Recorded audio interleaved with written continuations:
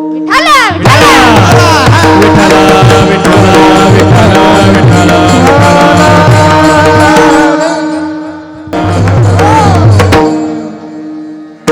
आपला विषय चालू होता नरकाचे 3 दरवाजे. त्यातील तिसरा दरवाजा आहे लोभ. लोभ हा 6 विकारांमधील एक विकार आहे. या सर्व विकारांनी मिळून शरीर रूपी गावाचं पार वाटुळं केलं. संत एकनाथ महाराज आपल्या जोहारमधून सांगतात, गाव तो 5 पाटलांचा, 25 प्रजांचा, येथे 6 जणांचा कारभार. हे गाव 5 जणांचं आहे. म्हणजे हे शरीर पंचमहाभूताचे आहे. या गावात 25 प्रजा आहे. कोणत्या? तर पंचकर्म इंद्रिय, पंचमहाभूत, पंचतत्व, पंच ज्ञानेंद्रिय, मनबुद्धी, विकार, प्रकृती, चित्त ही आणि अहंकार ही झाली 25 प्रजा. काही ठिकाणी 36 तत्व सांगितलेले. या गावात 6 जणांचा कारभार. कोणते ते 6 जण? तर काम, क्रोध, लोभ, मद, मत्सर आणि द्वेष. येथे 6 जणांचा कारभार. विठ्ठला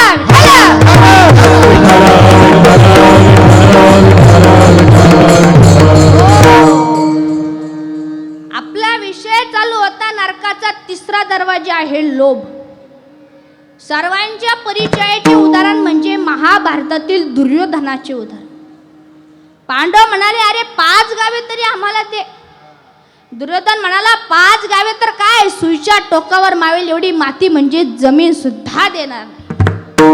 त्याचा परिणाम काय झाला? महाभारताचं युद्ध झालं. 18 औक्षणिक सैन्य मेलं. 100 भावांसहित दुर्योधन मेला व शेवटी नरकात गेला. नरकात जाण्याचं कारण काय? विकार. कोणते विकार? तर काम, क्रोध, लोभ, मद, मत्सर, द्वेष, ईर्ष्या हे विकार माणसाला यमाच्या यमपुरीत घेऊन जातात व विषय वासना भोगायला सांगतात. हे दुर्गुण यमाच्या यमपुरीत घेऊन जातातच. आणि हे संत एकनाथ महाराज आजच्या अभंगाच्या 3ऱ्या किती विषय भोगी किती विषय भोगी वासना. किती विषय भोगी वासना. किती विषय भोगी वासना. किती विषय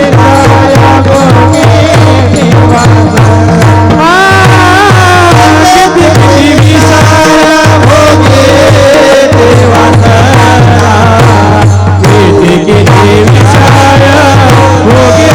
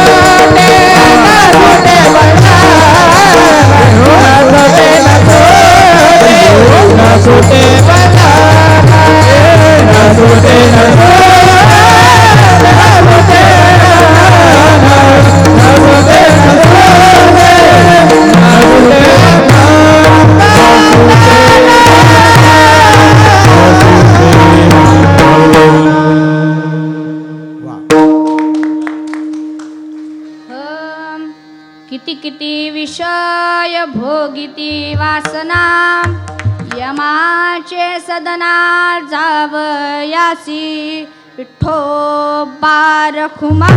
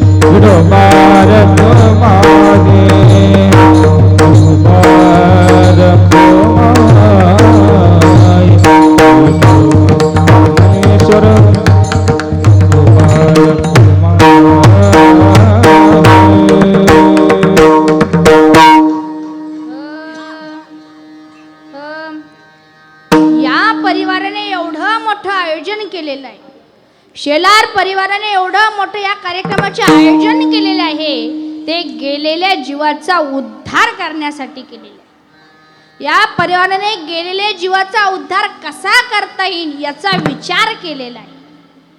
आपणही आपल्या जीवाचा उद्धार कसा करता येईल याचा विचार केला पाहिजे, म्हणजे नामस्मरण केले पाहिजे. आणि देवाचं नाव घेण्यासाठी काही खर्च लागत नाही. म्हणून आता एकदा सर्वांनी मोठ्या आवाजात भजन करा. टाळ पखवात काहीच वाजणार नाही. मी पुढं म्हणतो, तुम्ही माझ्या मागं म्हणा. सर्वांनी मोठ्या आवाजात म्हणायचं, मी पुढं म्हणतो, तुम्ही माझ्या मागं म्हणा. मी असंच एका ठिकाणी कीर्तनात म्हणालो, मी पुढं म्हणतो, तुम्ही माझ्या मागं म्हणा. समोरचे 4-5 जण उठले आणि माझ्या मागं येऊन उभे राहिले. मी म्हटलं, अहो असं काय करता? ते म्हणे, आम्ही तुमच्या मागं म्हणतो. तर असं नाही, मी पुढं म्हणतो, तुम्ही माझ्या नंतर म्हणा.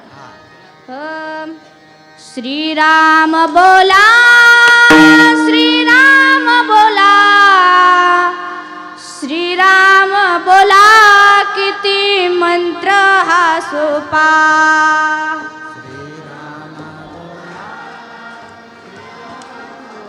वा,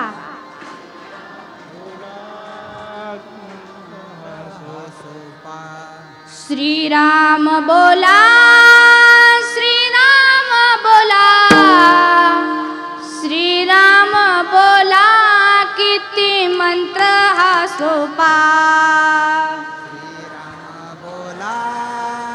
श्रीराम बोला, श्रीराम श्रीराम बोला किती मंत्र हा सोपा उठता बसता कामे करता वदनी राम नाम घेता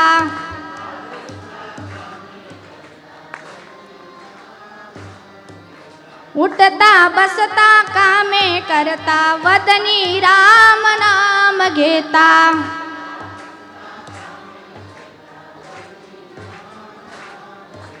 खर्च लागतो का खर्च लागतो का खर्च लागतो का किती मंत्र आसोपा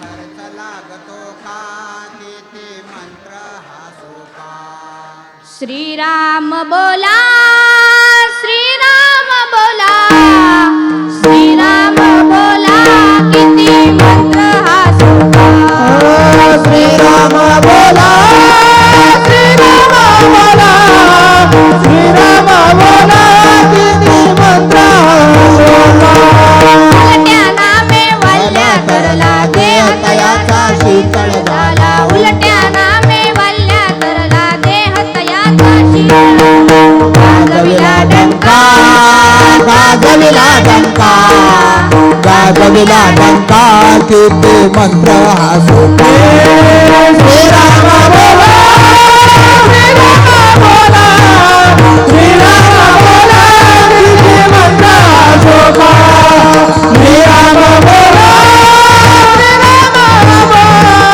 श्रीराम बोला किती मंत्र